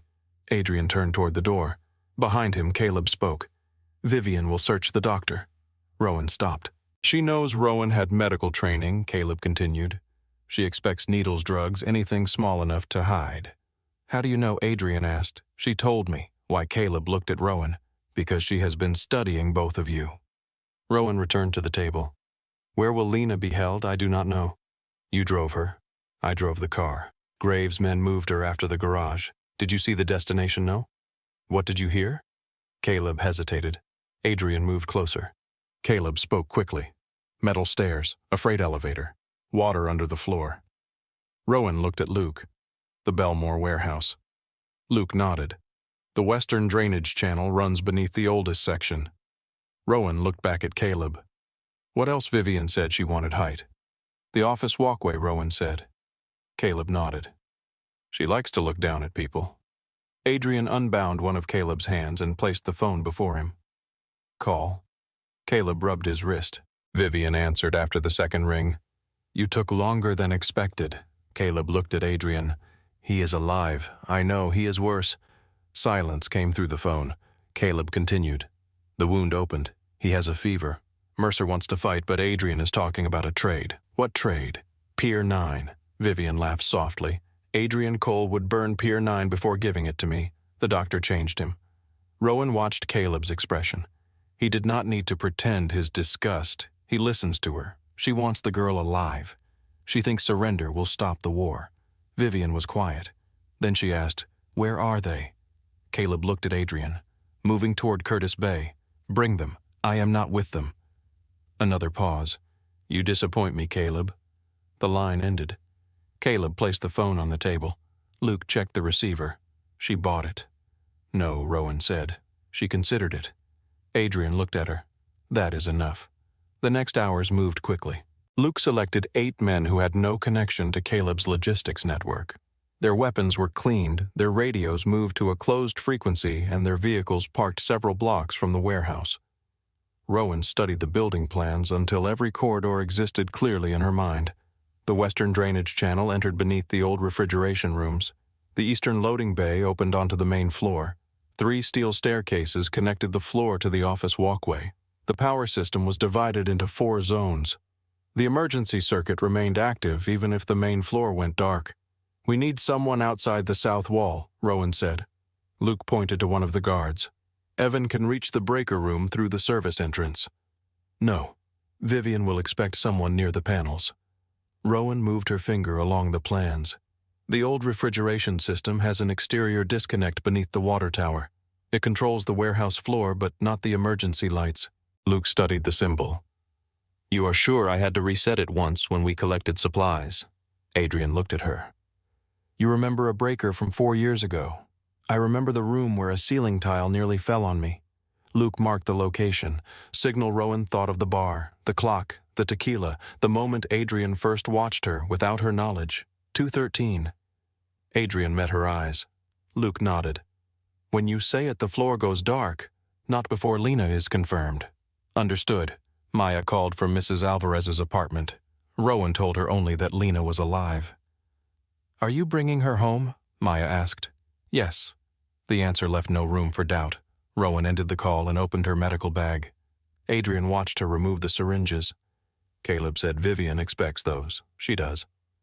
Rowan placed the drugs inside a locked metal box and handed it to Luke. She kept gauze tape scissors and a small flashlight. Then she opened the lining at the bottom of the bag and inserted a flat tracking transmitter. Luke looked at it. She will search the compartments. It is not for concealment. Rowan closed the bag. She is supposed to find it. Adrian understood. She takes the bag. She believes she removed my advantage. The transmitter gives your men her location inside the building. Luke tested the signal. A small point moved across the digital floor plan. It works. Adrian handed Rowan a thin radio. She placed it beneath her collar. What if they search you? They will. They will find it. Then I will not wear it. She returned the radio to him. Adrian frowned. You need contact. She will watch my face whenever someone speaks to me. Rowan pointed to the emergency lights on the plan. 1 short interruption means Lena is confirmed. 2 means stop the operation. Luke nodded. Adrian did not. If you give the stop signal, I enter anyway. No. She may kill you. She may kill Lena if you enter. I will not stand outside while she has you. Rowan moved closer. You said beside me. I did. Then do not turn that promise into another command. Adrian's face tightened. She touched the front of his coat. If the plan fails, you get Lena out. And you, I will find another exit. That is not an answer. Rowan looked at him. He had asked her the same thing beneath the city. This time, she did not avoid it. If there is no other exit, you choose the girl. No. She is 17. No. She was taken because of us. Adrian took her hand and pressed it against his chest. His heartbeat was slow, strong, and controlled beneath her palm. If the plan fails, I get both of you out. The harbor may be lost. The harbor can burn. Rowan studied his face. You would surrender everything for you. His voice dropped. Yes, there was no hesitation, no performance, only truth sharp enough to frighten her. Rowan moved closer until almost no space remained between them. Then survive long enough to prove you can build something better than it. Adrian touched her face. This time he did not ask because she had already leaned into his hand. He lowered his forehead to hers. Their mouths nearly met. Rowan stopped before the kiss. After Lena. Adrian closed his eyes once. After Lena. Rain began again as they left the safe house. By midnight, Rowan stood alone outside the Belmore Pharmaceutical warehouse. The building rose above Curtis Bay like the remains of a dead machine. Broken windows reflected the harbor lights. Wind moved through holes in the roof and carried the smell of salt rust and old chemicals across the empty lot. Rowan wore a dark coat over black trousers. Her medical bag hung from one hand. No weapon touched her body. Adrian waited beyond the southern wall with Luke and the others. He could not see her face from that distance. He watched her silhouette cross the loading yard. The eastern doors opened before she reached them. 2 Graves men stepped outside. One searched her coat. The other took the medical bag. He opened every compartment. Then he removed the bag from her reach. Exactly as Rowan expected. They led her inside. The warehouse floor stretched beneath rows of steel beams and empty racks. High above, emergency lights cast a dim red glow across the office walkway. Lena sat in a chair near the railing. Her hands were tied. Her face was bruised, but she was alive. Rowan looked up. Lena saw her. Fear crossed the girl's face. Rowan held her gaze for 1 second. Then the emergency lights flickered once. Luke had confirmed her position. Vivian Graves stepped from behind a steel column. She wore a black coat and gloves. 6 armed men moved with her. Her eyes traveled over Rowan slowly. So this is the woman who made Adrian Cole forget how power works. Rowan looked at Lena. No, she said. I reminded him. Vivian smiled. She descended the final metal stair and circled Rowan. You came without a weapon. You would have taken it. I took your bag. Rowan looked at the medical case in the guard's hand.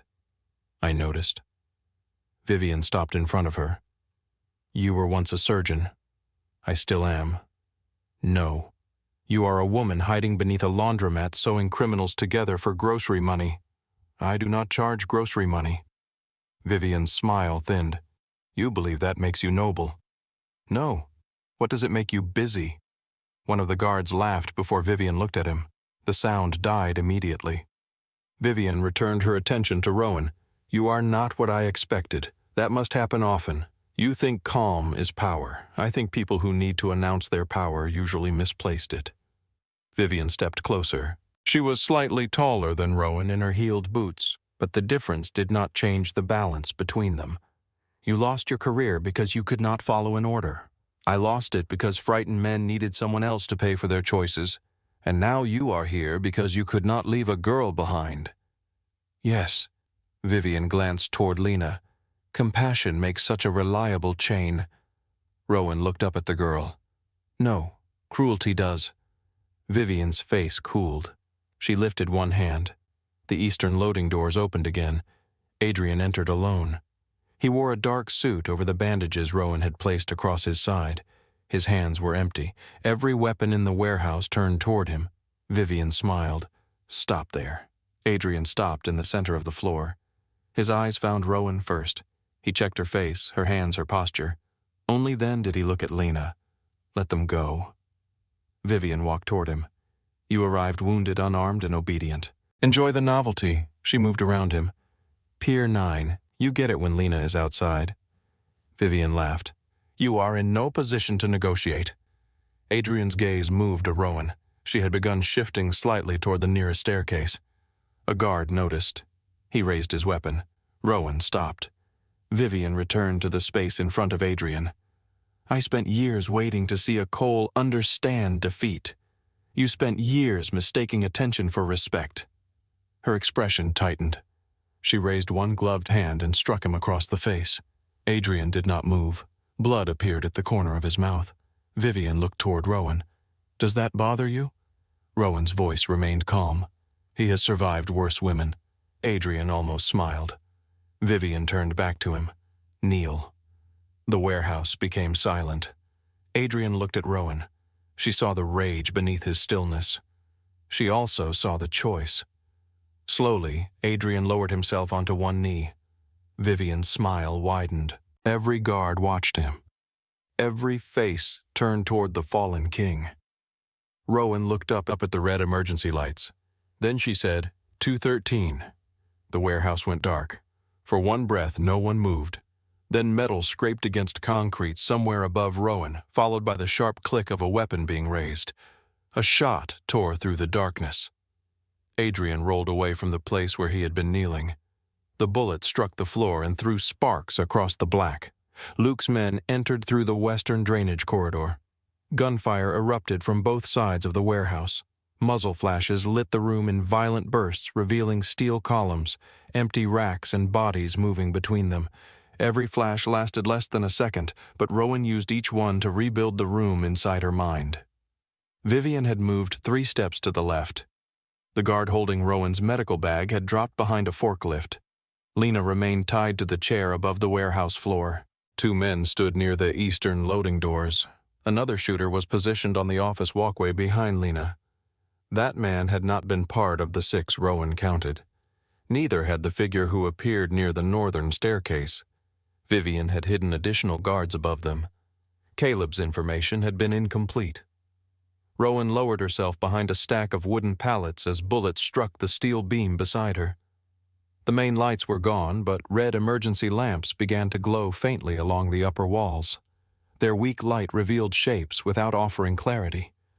A voice shouted from the catwalk, "Cole is moving west." Another voice answered from near the loading doors. Adrian fired once. The second voice stopped. Rowan looked toward the office walkway. Lena's chair had been placed near the railing. Her hands were tied behind her. A strip of cloth covered her mouth. A guard pulled her to her feet and pressed a gun against her neck. "Stop firing," he shouted, "or the girl dies." The gunfire slowed, then stopped. Smoke moved through the red light. Adrian stood behind a steel press 20 feet from Rowan. Blood ran from the corner of his mouth where Vivian had struck him. He held a pistol taken from one of the guards. Luke remained hidden near the western corridor. Vivian stepped from behind a column. She had removed her coat. A slim handgun rested in her right hand. "You thought darkness belonged to you," she said. Her voice carried through the warehouse. Adrian looked toward Lena. "No." He shifted his weapon toward Vivian. "I knew it frightened men who needed to see where they were aiming." Vivian smiled. "Drop the gun." Adrian did not move. The guard pushed the barrel harder against Lena's neck. She cried through the cloth. Rowan watched the man's posture. His right hand held the weapon. His left controlled Lena by the shoulder. His attention remained fixed on Adrian. The staircase closest to him rose along the northern wall. The lower section was visible from Vivian's position, but a row of storage tanks blocked the middle landing. Rowan could reach it. She looked toward Adrian. His eyes found hers through the red light. She glanced once toward the northern staircase.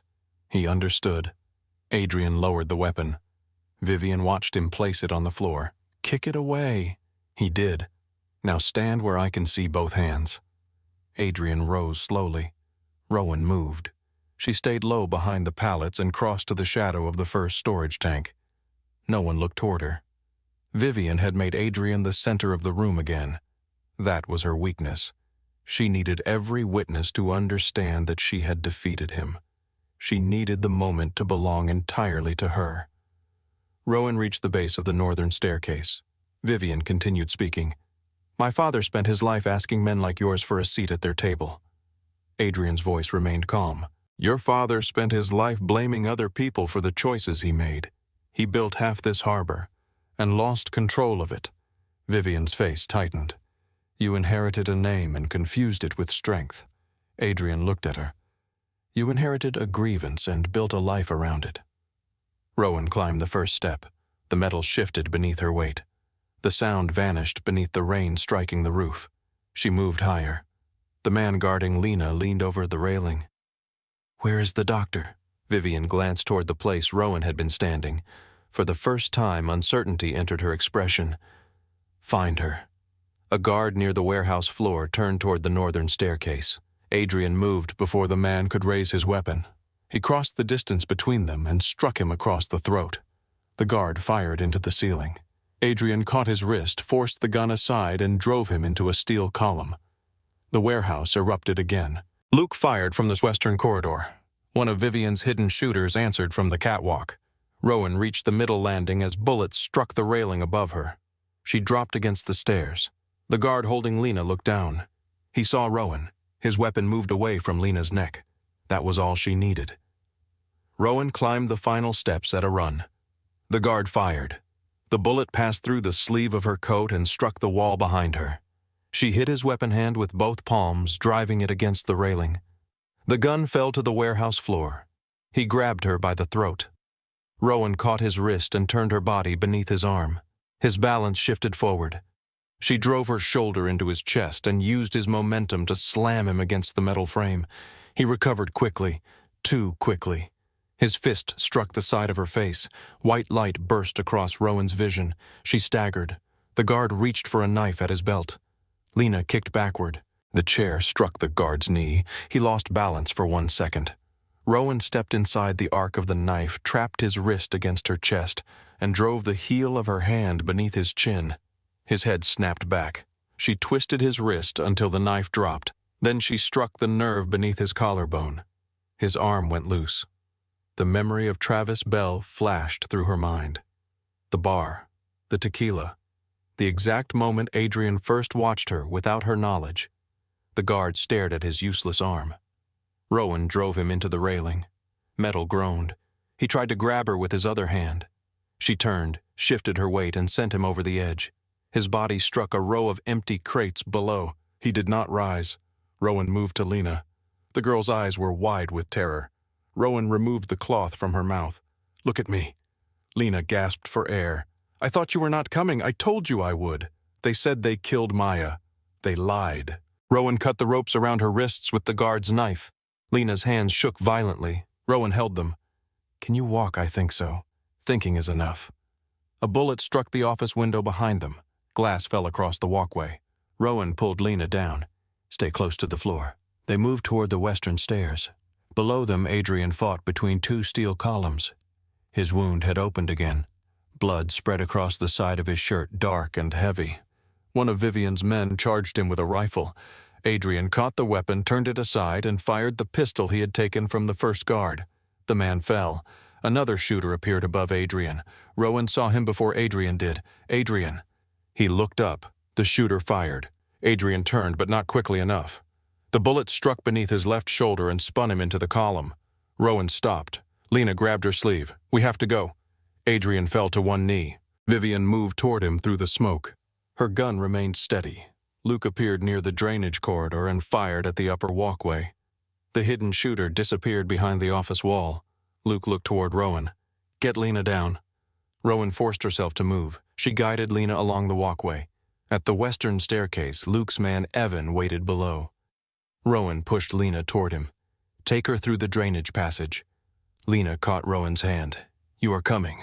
Rowan looked toward Adrian. He pressed one hand against his shoulder and tried to stand. Vivian was closing the distance. I have to stop the bleeding. Lena's face broke. Do not leave me. Rowan held her gaze. I am not leaving you. Evan is taking you to Maya. What about you? Rowan squeezed her hand. I know another way out. It was not a promise. Lena understood enough not to ask. Evan pulled her toward the western corridor. Rowan watched until they disappeared into the darkness. Then she turned back. Luke reached Adrian first. He fired toward Vivian, but a bullet struck the steel beside his head and forced him behind cover. Vivian moved through the machinery. She knew Adrian was injured. She knew his men were divided between protecting him and securing the exits. She was moving toward him personally. Rowan climbed down the central staircase. Pain burned along her arm where the first bullet had cut through her coat. Blood ran toward her wrist. She ignored it. Adrian saw her approaching. His face changed. "Leave." Rowan crouched beside him. "Not while you are bleeding. You got Lena out." "Yes." "Then go with her." She examined the wound beneath his shoulder. The bullet had passed through. "Hold pressure." He caught her wrist. "Rowan, hold pressure." His hand tightened. "This building is coming apart. So are you." Gunfire sounded near the loading doors. Luke shouted orders. Rowan pulled a folded bandage from inside her coat and pressed it against Adrian's shoulder. He flinched. She looked at his side. The earlier wound had opened completely. "You have 2 injuries and 1 terrible personality. Can you fix both?" "Only one is medical." A shadow moved behind them. Adrian reached for Rowan. Vivian struck him across the back of the head with her gun. He fell forward. Rowan turned. Vivian kicked the pistol away before Adrian could reach it. Then she raised her weapon toward Rowan. "Stand." Rowan rose slowly. Vivian's face was marked with dust and blood. A cut crossed her forehead. Her perfect control had begun to crack. "You went back for him," Vivian said. "Yes." "You could have escaped, yes. And you still believe you are different from every woman who destroyed herself for a man." Rowan looked at Adrian. He was conscious, but barely. Then she faced Vivian. "I did not come back because he owns me." Vivian smiled. "No. You came back because you need to believe saving him makes you powerful. I came back because he was bleeding. You always say that as if it absolves you. It does not absolve anyone." Rowan's voice remained quiet. "It only tells me where to put my hands." Vivian moved closer. "You lost your career for a criminal. Now you are prepared to lose your life for another." "No." Rowan glanced toward the medical bag lying beside the forklift. "I lost my career because powerful people believed they could decide which life mattered." Vivian followed her gaze. The guard who had taken Rowan's bag lay dead beside the machine. The bag remained near his hand. Vivian understood the look incorrectly. She walked toward it. "You thought you could bring something inside." Rowan said nothing. Vivian picked up the bag and opened it. Gauze, tape, scissors, a flashlight. Nothing more. Her mouth curved. "This is your advantage." Rowan watched the small green light beneath the lining begin to pulse. Vivian had moved the transmitter. Luke's men would see it on the floor plan. They would know exactly where she stood. Rowan took 1 step backward. Vivian closed the bag. "You came unarmed. I came prepared." Vivian's expression changed. A shot struck the steel column beside her. Luke had found the signal. Vivian turned and fired toward the western corridor. Rowan moved. She struck Vivian's gun hand with the side of her wrist. The weapon discharged into the floor. Vivian caught Rowan by the hair and drove her into the forklift. Pain exploded across Rowan's shoulder. Vivian raised the gun again. Rowan trapped her wrist against the metal frame. They struggled in the narrow space between the forklift and a storage rack. Vivian was faster than Rowan expected. She twisted free and struck Rowan across the mouth. Rowan tasted blood. Vivian threw the gun aside and pulled a knife from inside her boot. "You should have stayed beneath the laundromat." She slashed. Rowan stepped back. The blade cut through her sleeve and opened the skin along her forearm. Vivian attacked again. Rowan avoided the second strike, but the third forced her against the storage rack. There was no room behind her. Vivian drove the blade forward. Rowan caught her wrist with both hands. The knife stopped inches from her ribs. Vivian leaned into it. "You think compassion makes you strong?" Rowan's arms shook. "No." She shifted 1 foot behind Vivian's heel. "It makes me patient." Rowan turned sharply. Vivian's wrist struck the steel rack. The knife fell. Rowan twisted the arm farther. A crack echoed between them. Vivian screamed. Her wrist bent at an unnatural angle. She struck Rowan with her other hand. Rowan absorbed the blow, stepped closer, and drove her knee into Vivian's abdomen. Air left Vivian's lungs. Rowan forced her to the floor. Vivian reached for the fallen knife. Rowan kicked it away.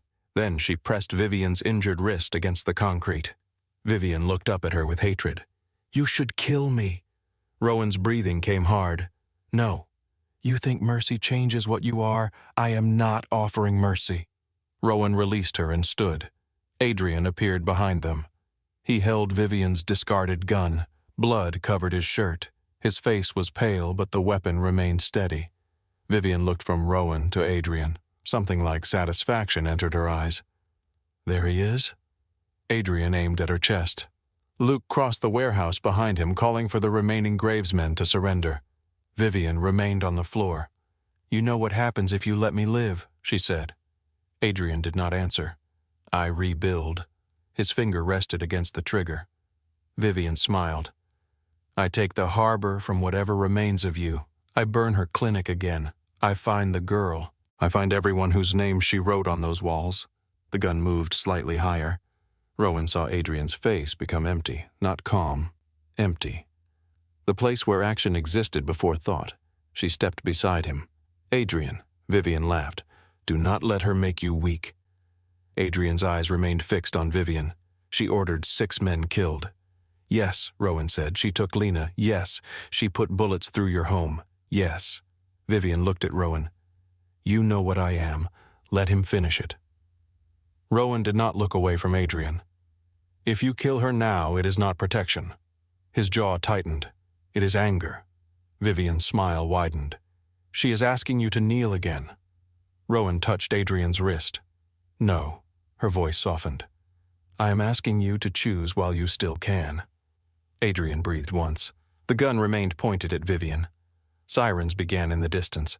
At first they were faint beneath the rain. Then more joined them. Vivian's expression changed.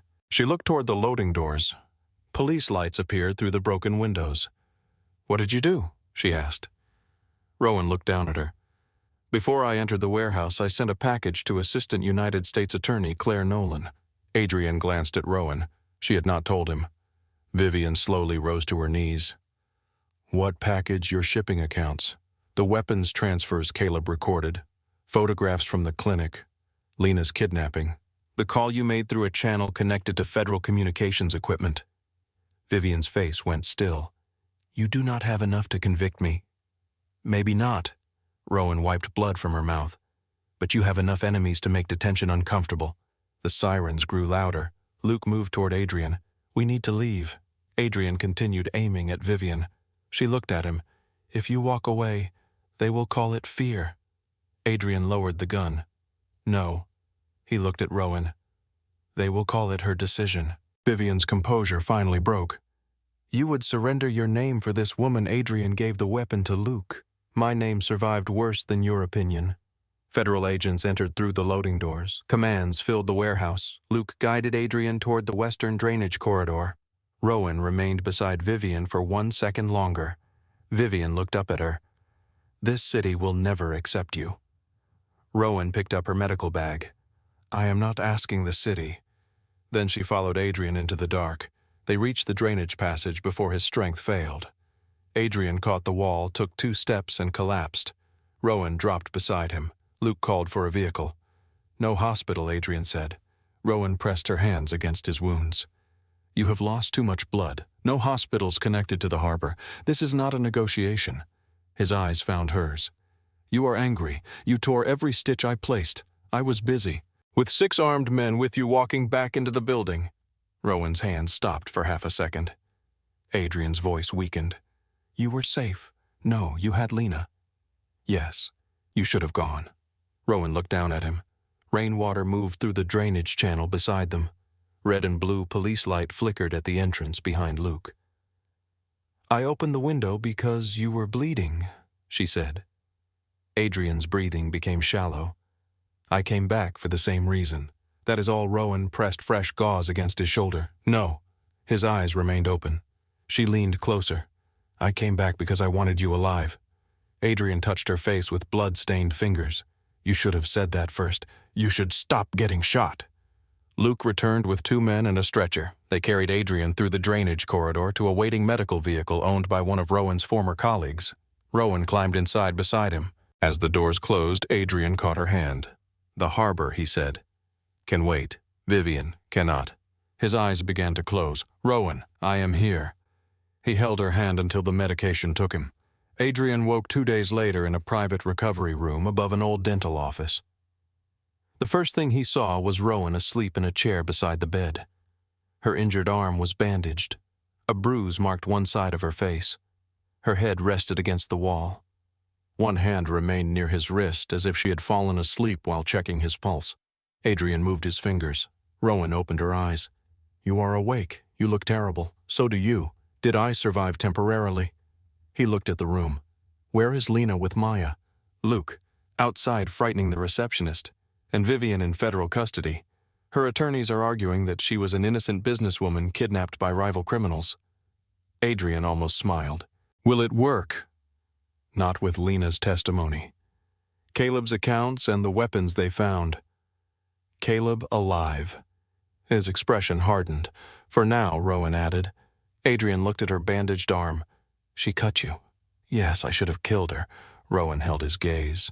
You chose not to, for you. No. She leaned forward. You chose. I was simply standing there. Adrian considered the distinction. What happens now? You recover. After that. Rowan looked toward the window. Morning light moved across the brick wall outside. The clinic is gone. I will rebuild it. She returned her eyes to him. You will fund a trust. A trust. Independent management. No control through your companies. No conditions. No names attached to the building. You prepared terms while I was unconscious. You were easier to negotiate with. And the harbor no trafficking, no neighborhood extortion, no violence near the clinic or the people it serves. Adrian watched her. You are changing my organization. I am telling you what standing beside me costs.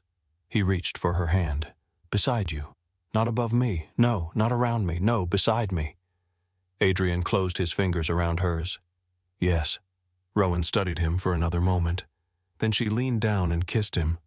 The kiss was quiet at first. Careful. Nothing like the violence that had brought them together. Adrian touched the back of her neck and drew her closer. Pain crossed his face. Rowan pulled away. You tore something. Worth it. You are a terrible patient. You keep returning. 3 months later, morning sunlight filled the windows of the Harbor Light Community Clinic. The building stood near the eastern edge of the waterfront inside a renovated Union Hall. The examination rooms were clean. The pharmacy shelves were full. Every entrance had security that looked ordinary from the street. No patient was asked for immigration status. No one was turned away for lack of money. Maya ran the front desk. Lena sat in the break room studying anatomy for her nursing entrance examination. Luke entered carrying 2 boxes of donated supplies. Maya pointed toward the hallway. Dr. Blake is with a patient. Luke placed the boxes on the counter. The boss says she missed dinner. Maya looked at him. The boss has legs. Adrian appeared in the doorway. He wore a dark suit and a black coat damp from the rain. Conversation in the waiting room stopped. A child stared at him from behind his mother's arm. Rowan stepped out of an examination room. No weapons inside. Adrian removed his gun and handed it to Luke. No violence either. Adrian looked toward a man in the waiting room who had been staring at him. That depends. Rowan raised one eyebrow. Adrian corrected himself. No violence. The room slowly returned to life. Rowan walked toward him. You missed your appointment. I had a meeting. Your shoulder does not care. It should learn patience. It learned from you. Adrian held out a paper bag. She looked inside. Dinner. You came all this way to deliver food. I came to make sure you ate it. That sounds dangerously close to control. Concern. Poorly disguised. He lowered his voice. Dinner with me tonight. That sounds like an order. It was intended as a request. Rowan considered him. Ask better. Adrian looked into her eyes. Will you have dinner with me? Yes. Luke cleared his throat. Are we finished? Rowan handed him Adrian's gun. You can wait outside. Luke looked at Adrian. Adrian nodded. Luke left with the weapon. Maya watched him go. He is becoming almost polite. Do not encourage him, Adrian said. That night, after the final patient had gone, Rowan climbed the stairs to the clinic roof. Baltimore Harbor stretched beneath a dark sky. Cranes stood against the water like silent giants. Ship lights moved slowly beyond the piers. Adrian waited near the edge. He held 2 glasses. Rowan joined him. "What is that?" He handed her one. She smelled it. "Tequila. You left the last one unfinished." "It was terrible. This is better." She took a small sip. "It is less terrible." Adrian looked at her. Rowan watched the harbor. The wind moved through her hair. "You are staring." "I know. It is rude. I have been told." She turned toward him. "At least now you have permission." The clock inside the clinic changed to 2:13 a.m. 3 months earlier, Rowan Blake had sat alone beneath a dying neon sign, believing the life she wanted had already been taken from her. Now, Adrian Cole stood beside her with the city reflected in his eyes. Not as her owner, not as her savior. As the man who had learned that loving her meant lowering his weapon, opening his hand, and allowing her to choose the distance between them. Adrian lifted his glass. "To consequences." Rowan touched her glass to his. "To better choices." Below them, Baltimore moved through the darkness. This time, when Adrian watched her, Rowan watched him back.